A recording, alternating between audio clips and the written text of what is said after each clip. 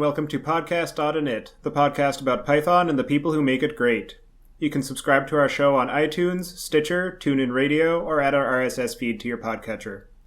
You can also follow us on Twitter or Google+, and please give us feedback. Leave us a review on iTunes, send us a tweet, send us an email, leave a message on Google+, or leave a comment on our show notes.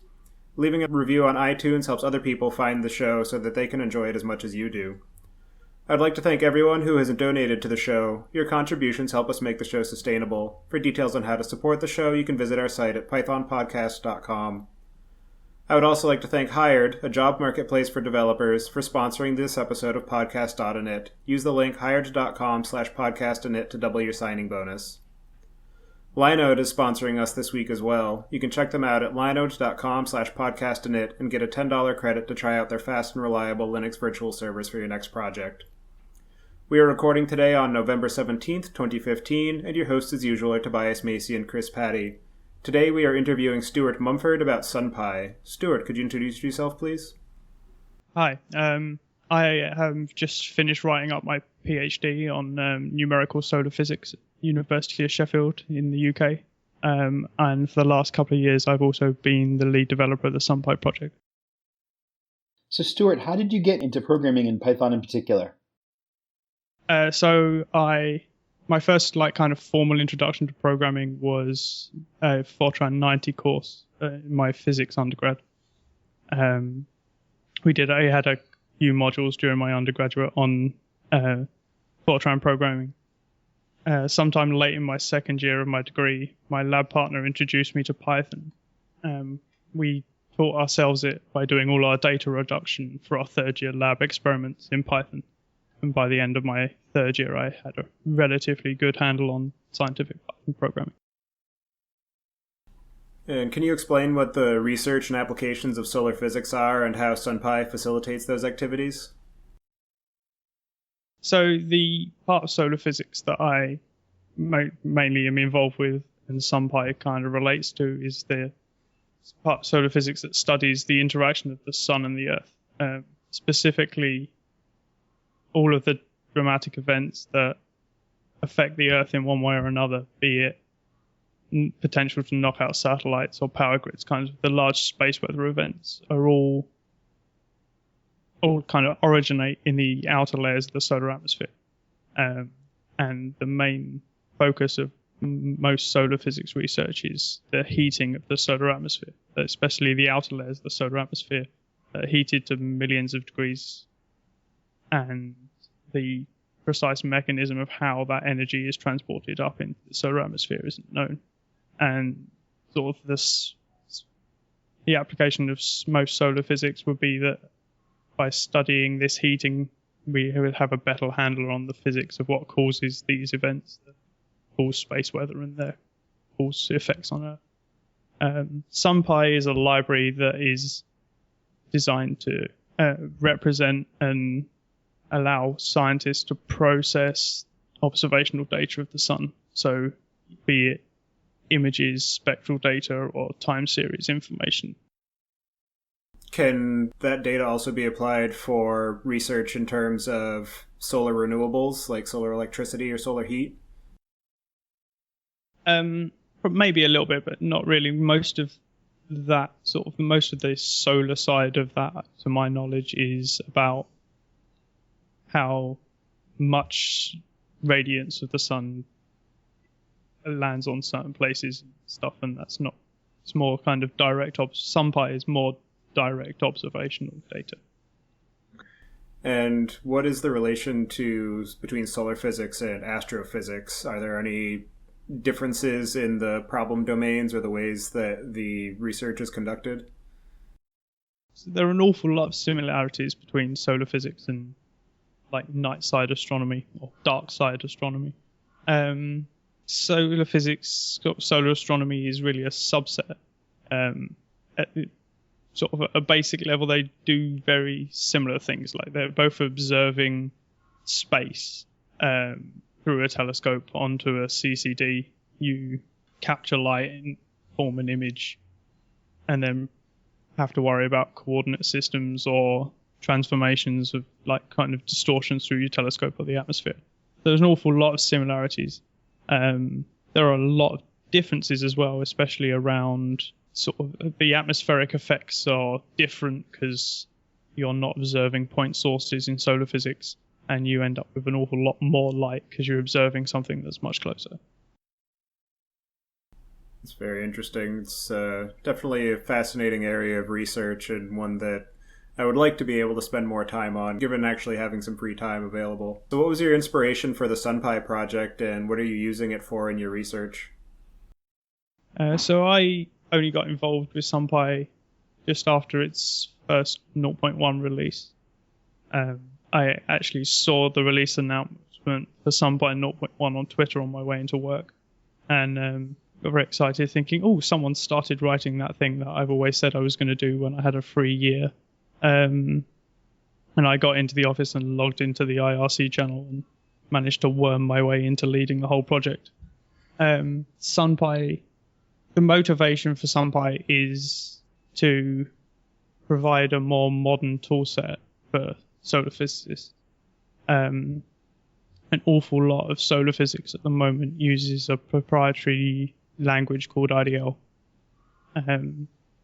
which has some rather major flaws, but it's also it's obviously very useful for solar physics because there's a massive collection of code called SolarSoft, which is really a collection of the last kind of 10-15 years worth of primarily space-based instrument pipelines. There's about 4 million lines of IDL code in the SolarSoft package.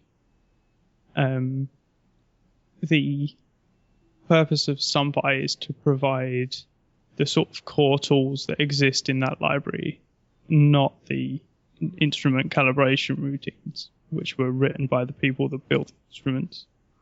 SunPy, the goal of SunPy is to provide a modern Python-based way of representing calibrated solar data for people to work on and do scientific study with.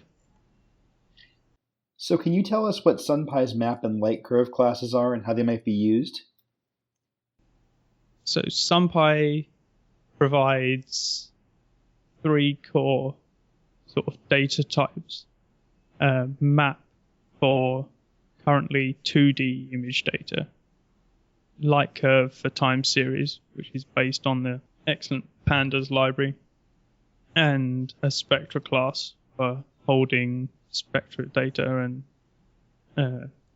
data which is wavelength and time. The idea of these is that they provide the base framework for all the other code to kind of work with.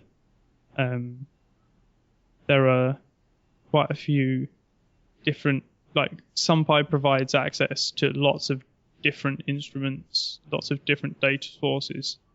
And the idea of these data types is that they kind of provide a unified interface to a wide variety of different data sources and instrument types. So the one I've done the most work on is the map class, which is currently limited to 2-dimensional data, or collections thereof. And the functionality it provides is primarily a way of holding the NumPy array, which is the image, and all of the metadata that comes with that image from wherever that source is. I mean, normally it's in a format called fits, and we read that fits file and extract a NumPy array and a dictionary, basically, which is the data and the metadata. Then the map class provides a standard interface to those two things that account for some instruments have, say, the name of the instrument with a key in the dictionary of instrument, and some of them have truncated it to instrument. So you can access the instrument by doing map.instrument, he says off the top of his head, hoping that's right. And it doesn't matter how that information arrived to you in the file. So if you've written a code for one instrument and you've accessed the name of the instrument and the size of the array in physical units, you can swap that out for a different instrument's data and your code will still work fine.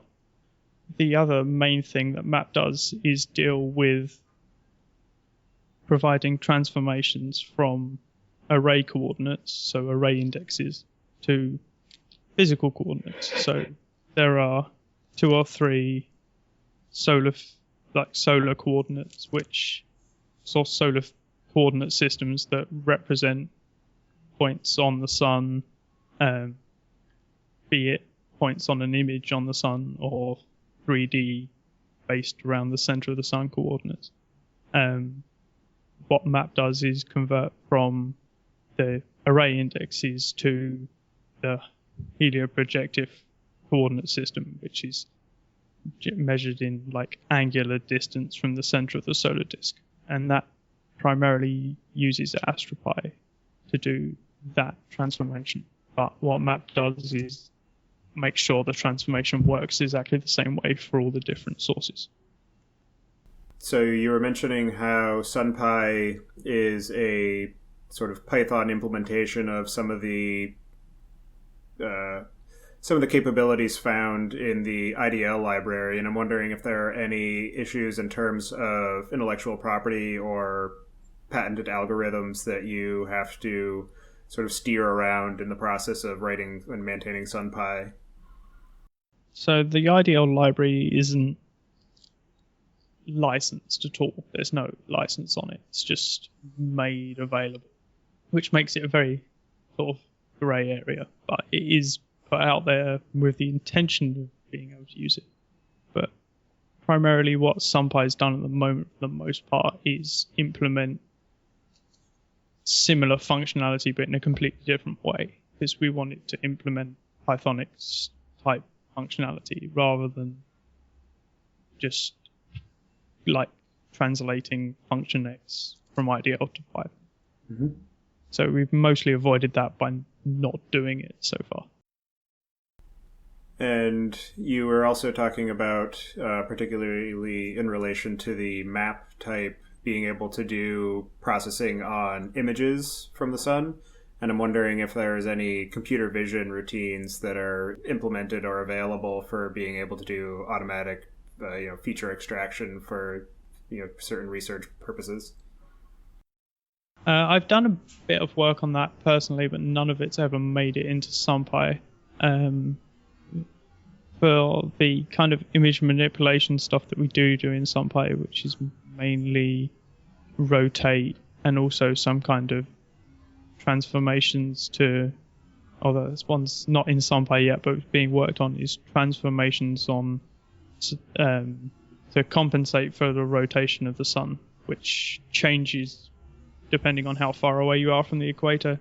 So the equator rotates faster than the poles. So if you have an image or a time series of images and you want to like rewind or fast forward the image, you need to do some complex warping of the image. And all of these kind of things, we've just been using scikit-image, which is an excellent Python-based image processing library, rather than writing stuff from scratch. Are there any considerations that you need to be aware of when writing software libraries for practitioners of the hard sciences that would be different if the target audience were software engineers? So pretty much my entire programming experience has either been writing software as a scientist or for other scientists. But I think most of the considerations for scientific software are in the sort of the way it's developed. Scientific software is pretty unstructured in the way it's normally developed, unless you're talking about developing for a specific instrument, like a calibration routine for a telescope or something.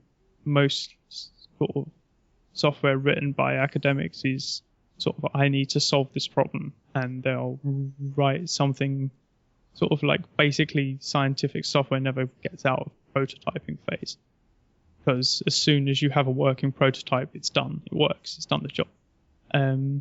So it's kind of from the building a library like SunPy perspective, you have to consider the fact that you have to make it general enough that everybody can use it, and it won't place restrictions on what people want to do, but at the same time sort of encourage people to do things well and use best practices, which is one of the reasons why I think Python is such a great language for scientists. Because for a start, it forces them to indent their code, which to a lot of computer scientists is like, well, you always indent your code. I mean, why would you not indent your code? But I've had people, especially in my undergrad, who would write code with no indentation or spaces at all. And it runs fine until it doesn't, and then it's really difficult to debug. But it's Python itself makes an excellent foundation, and he's really starting to gain traction within astronomy a lot, and also now slowly but surely solar physics.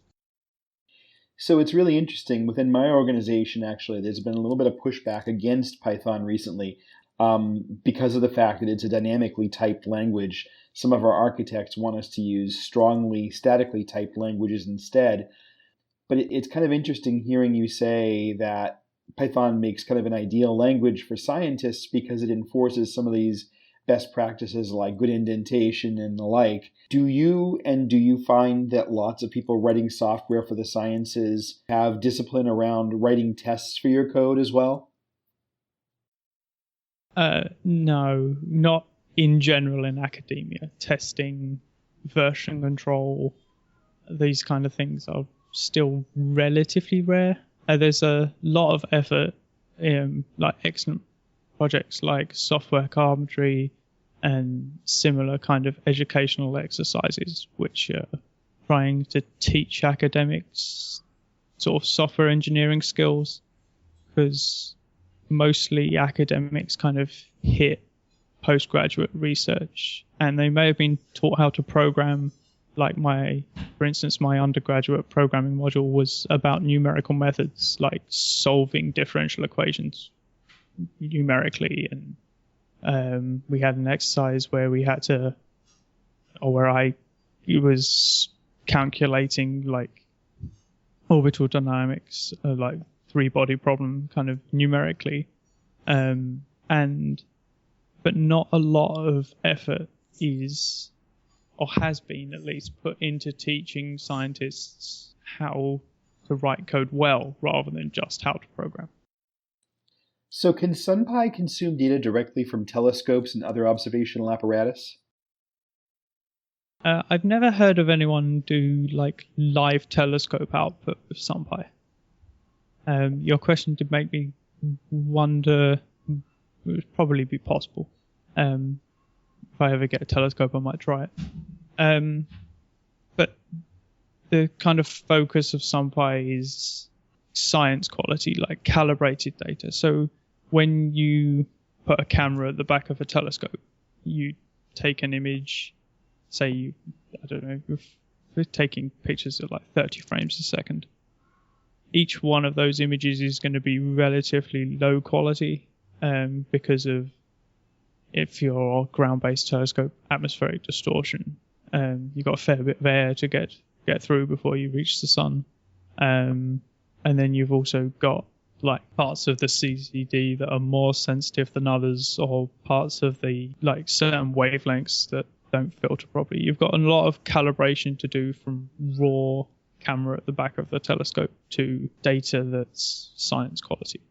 And SunPy currently doesn't do any of that, mainly because those kind of routines are written by the teams that design and build the telescopes, because they're the ones that can test the code, like calibrate it with the actual telescope and know all the ins and outs of the telescope design. So we do get a few feature requests every now and then, like, oh, can you support calibrating this, that, or the other? And we're like, we don't have the expertise, or definitely don't have the developer time to port that code or rewrite it. So basically, it sounds like SunPy is a module in that, like you say, another team would produce the data with their telescope, and they have their own whole code base, and they would hand you the nicely calibrated, well-groomed data sets that you would then operate on with SunPy. Yeah, that's the idea. And more and more, as the quantity of data gets bigger and bigger. Like, for instance, NASA's most recent flagship solar mission, the Solar Dynamics Observatory, downloads about a terabyte, 1.2 terabytes of data a day. When that was launched, I was still doing my undergrad, and I was looking at the specs of the satellite, and I was most distressed to realize that it could download data from space faster than I could download data on my home broadband connection. And so as that data sets get bigger and bigger, it becomes more and more impractical for people to, like scientists, to do that calibration themselves. So most of the data from SDO is shipped to people pre-calibrated with full coordinate information in the metadata. And that's the kind of stuff that SunPy really works with. That's really interesting, because hearing one of the other podcasts in the Python space, Talk Python to Me, recently did an episode where they interviewed one of the researchers from the CERN Super Collider, and they were talking about how there was such a really substantial chunk of their software and even hardware stack that was dedicated to that whole process of, filtering the reams and reams and reams and reams of data that these collectors would grab, down to a level where scientists could even begin to actively make use of it. So it's very interesting that for solar astronomy, that's a completely different bailiwick. You folks don't even handle that. That's the way it's going. It's going more to like that being done as a service to the scientist. But there is still a lot of individual data reduction that solar physicists do for older data or different sources, or current ground-based telescopes mostly ship the raw data. So I noticed on the project site that SunPy leverages AstroPy internally. Can you describe the relationship between the two projects and why someone might want to use SunPy in place of or in addition to AstroPy? So AstroPy is a fantastic and substantially larger project than SunPy at the moment, and it's a core library for astronomy. It provides a lot of the functionality that SunPy relies on, whereas SunPy is a core library for solar astronomy, which is kind of a subset. So you could do solar physics data analysis using just AstroPy, because it provides you the tools you need to read the files, and then you would get a NumPy array and a dictionary, and you could do your analysis. SunPy provides sort of wrappers on top of that, like map I was talking about earlier, and also more specific solar related things like constants and calculations for coordinate systems and stuff. Since I've been involved with SunPy development heavily, I've been trying to work closer with AstroPy and sort of integrate these two communities a bit more.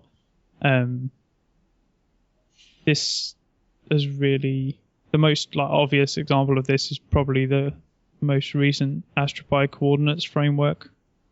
It was released in AstroPy 0.4, I think, which is a generic framework for holding astrophysical coordinates, like points in 2D or 3D space, related to some kind of origin, be it the Earth, the Sun, or something.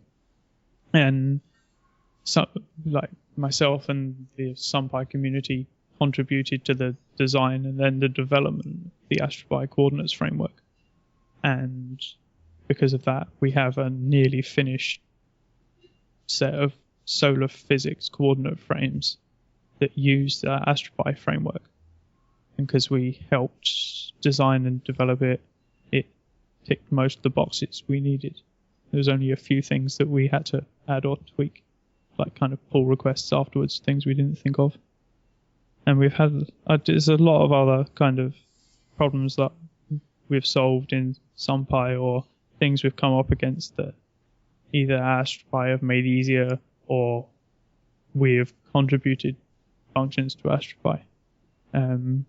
As of the most recent SunPy release, we have used AstroPy units everywhere throughout our code. AstroPy units is potentially the best single submodule in AstroPy and shouldn't really be in AstroPy at all because it's a generic physical units package. So you take a NumPy array and you can say my NumPy array multiplied by units.meters, and now your NumPy array is a quantity with the units meters. So if you try to subtract an array which was quantity time from your array of quantity meters, it would go, what on earth do you mean you can't subtract a second from a meter? Doesn't make any sense. And raise an error. Like the main way we've used this in SunPy is to simplify our API. So like places before we had like flags for is this in physical coordinates or pixel coordinates, and now we just read the units attribute of the array that's passed in. Yeah, we interviewed one of the core developers of AstroPy a couple of weeks ago, and the units module, when we were talking to him, definitely sounded like a very interesting and promising piece of software that could, as you said, be broadly useful even outside of the AstroPy or the SunPy packages for anything that has to do with physical quantities. That's cool. Who did you interview? Eric, and his last name is escaping me. Tolerud. Yes. Yes. Oh, very nice. He's the guy that wrote or leaded the coordinates development. The other thing that we've that's come out of me being involved in the AstroPy community is the Python and Astronomy conference, which is brought together different people from different fields and projects, but all people who are working with Python and doing astronomy or astrophysics. And we had a really good conference last year in April, and there's another one coming up in March, and they've been really constructive of that one. And so, looking at the documentation, I got the impression that there's a fair amount of visual representation of the data for analysis. Can you describe some of the challenges that has posed, and is there any integrated support for Project Jupyter or any other graphical environments that SunPy supports? So most of the SunPy visualization routines have used Matplotlib. So if you create a SunPy plot in a Jupyter notebook, it behaves as you would expect it to. One of the more recent changes to SunPy's plotting is the fantastic WCS axes package, which has been the development of has been led by Tom Robitaille, who's one of the core AstroPy devs. And WCS axes is a package that allows you to do like kind of 2D image plots, but other 2D plots in Matplotlib, and have your coordinate axes, your coordinate frame, and your axes not aligned with the array.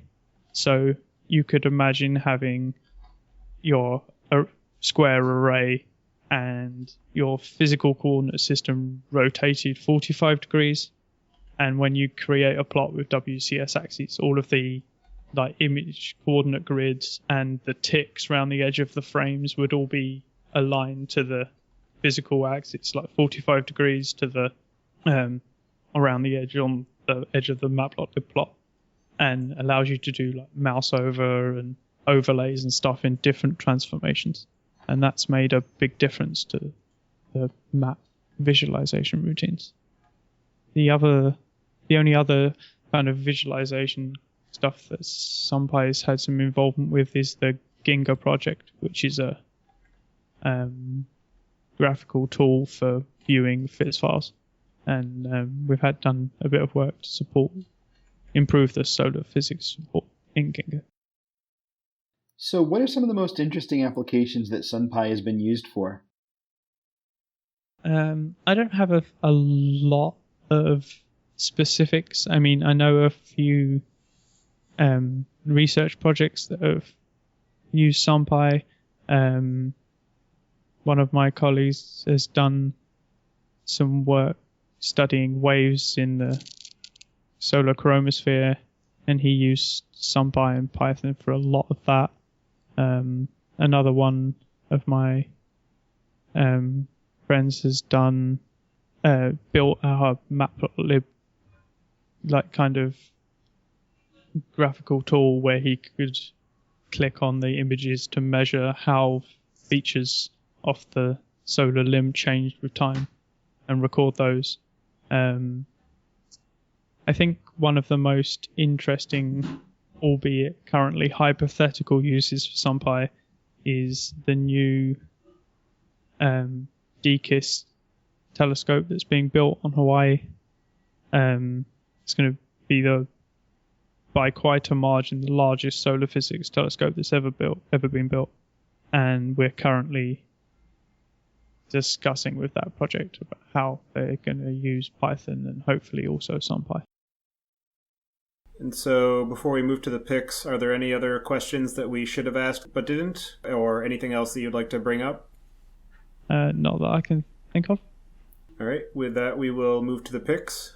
And for my first pick today, I'm going to pick the Elm language, which is a functional language that compiles to JavaScript. And one of the things that it says on the homepage for it is that if you can successfully compile it, then it's guaranteed to not have any runtime exceptions, which is quite a bold claim. And everything I've been hearing about it is very positive, and I'm actually planning on using it for a project that I'm going to be starting fairly soon. So definitely recommend checking that out.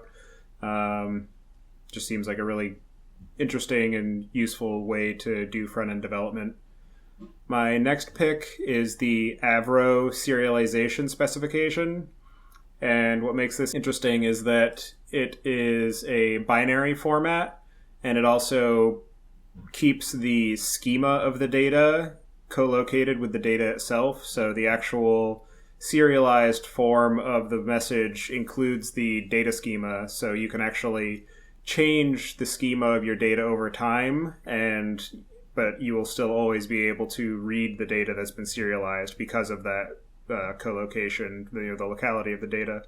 So I've been considering using that for another upcoming project that I'm going to be doing soon at work. Definitely seems like one of the most flexible serialization schemas that's available in terms of being able to actually maintain the semantics of the data along with the data itself. And for my last pick, I'm going to choose a website called Common Sense Media, and it is a site that will give you useful reviews and summaries of various media, whether it's movies, video games, books, and it's a good way for parents to be able to check up on a movie or game that they're considering letting their kids watch or play without having to actually watch the entire thing beforehand and just get a good overview of, what's the level of violence or profanity, and, is this something that I actually want to expose my kids to before you go out and purchase it. And with that, I will pass it to you, Chris. Thanks, Tobias. My first pick is a website. It is called MassDrop, and I will say that if you are in any of these sort of groups that MassDrop panders to, this thing is dangerous. The basic idea is that they will have agreed upon drops. There are different subject areas, like there's one for keyboards, there's one for keyboards and input, there's one for personal carry, so it can be anything from wallets to small tools or whatever the case may be. There's one for hobby, so it has things like drones, or like they just recently sold a set of lock picks and a practice lock, so you could learn lock picking. It's basically, and the idea is that if you get in on a drop, then the more people who join the drop, the lower the price of the item becomes to within a certain threshold. And it's a really neat way to A, save some money on some interesting things, and B, find out about some interesting things that you may never have heard about. The wallet that I bought, my Ridge wallet, I found out about and bought through MassDrop that I picked in the previous episode. It's a great site. People have pointed out that you don't always necessarily save a ton of money through MassDrop, but it's never you never end up overpaying, I'll say that much. And I have definitely provably found instances where I've saved, a fair bit by using it. My next pick is a beer called 21st Amendment Fireside Chat. This is an interesting one. It is a spiced English ale, and it is a winter beer. Very smooth, very tasty. It's just a really good, solid winter ale with very little hop signature, nice and malty. And my last pick is a YouTube show that's kind of an interesting sort of mishmash. It's called Extra Credits, and it was originally meant to discuss games and the games industry, video games rather, the video game industry and video game design. But through this sort of sideways, I don't want to say accident isn't quite the word, they ended up going in depth about this one particular game that was set in a particular period in history, and they had such huge crowd response to that they now have this side series where they go through and discuss various events and periods in history, nothing to do with gaming. It's kind of like, so it's like video games, video game design, and history. It's an interesting show, definitely worth a look. So Stuart, what kind of picks do you have for us? I have a few. A few weeks ago, I think one of you picked out "You Are Listening To" as the background noise thing. That would be me. Love it. Yes, I went on that and went, oh, that's interesting, but it needs more space.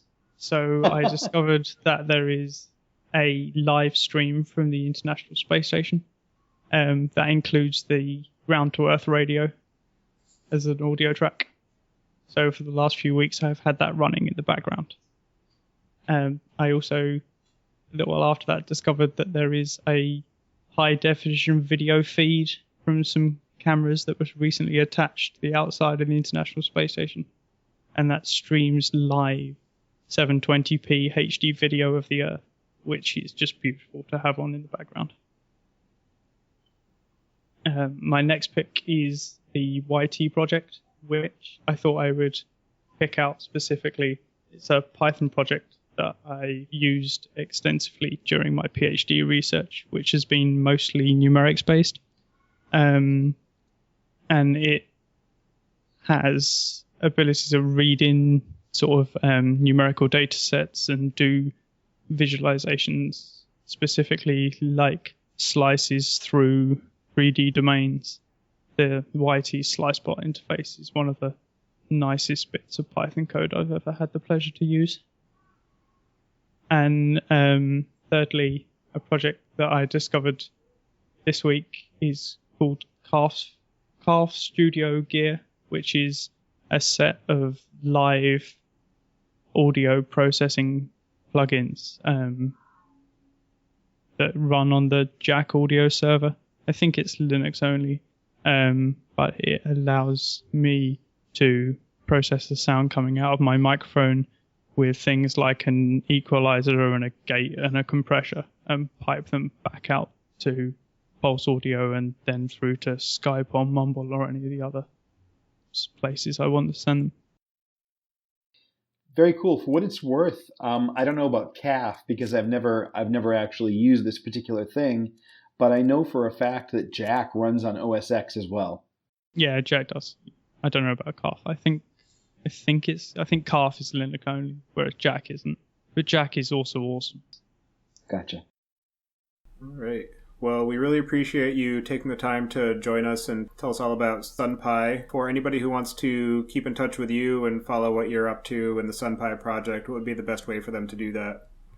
Well, I have Twitter. My personal Twitter is at Stuart Mumford, and the project is at SunPy Project. There is also the SunPy website, sunpy.org. The GitHub page, github.com/SunPy, and also our IRC channel on Freenode /SunPy, which is a good place to come if you want to have a chat with me. Great. Well, we really appreciate you taking the time out of your evening to join us, and I'm sure that our audience will enjoy learning more about solar physics and SunPy. Thank you very much. Great. Thank you. Have a good evening. Thank you.